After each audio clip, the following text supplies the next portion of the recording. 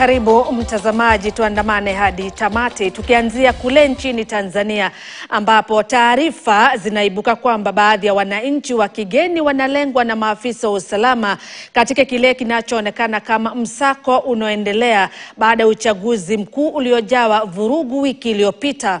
Wakati huo familia zinaendelea kuomboleza wapendwa wao waliopoteza maisha wakati wa machafuko hayo ya uchaguzi mkuu. Haman Kamariki na taarifa zaidi.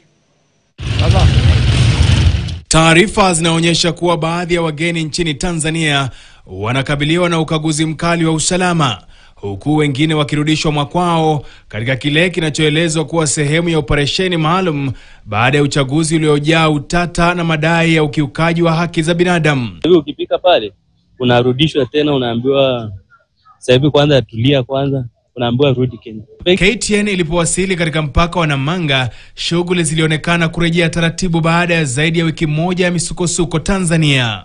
Sio sisi tu, hata kwa familia zetu nyumbani unakuta uwezi kuwatumia pesa na wako ndani. Hiyo shida ili affect biashara ya marori.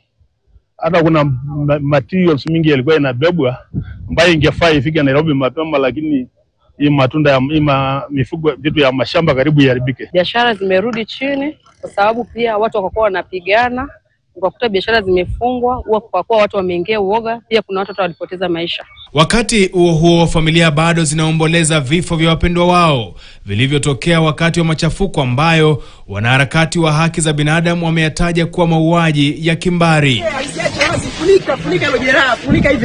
Miongoni mwa waliopoteza maisha yao ni Master Tindwi, mtangazaji wa Radio Cloud FM, ambaye inadaiwa aliuawa kwa risasi.